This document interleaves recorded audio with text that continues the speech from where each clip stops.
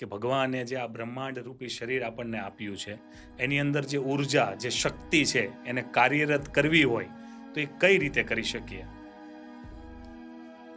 બહુ મહત્વનો સવાલ છે.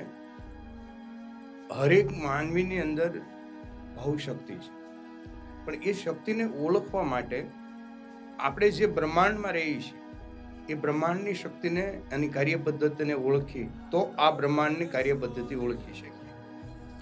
તો વૈજ્ઞાનિકોને પૂછી કે ભાઈ આ બ્રહ્માંડ કેવી રીતે હાલે, તો કે ઉર્જા ઓટો વ્યવસ્થામાં હાલે. ઉર્જા ક્યાં હોય, તો કે અણુ અણુમાં હોય. આધ્યાત્મિક રીતે પૂછી કે આ બ્રહ્માંડ કેવી રીતે હાલે, તો કે બે શબ્દો આવે કે કુદરત ઈશ્વર આંકે છે. સેકન્ડ સવાલ કરી કે ભાઈ કુદરત ઈશ્વર આપણે કોને કહીએ, તો કે શક્તિ છે. તો એ શક્તિ ક્યાં હોય, તો કે કણ કણમાં હોય.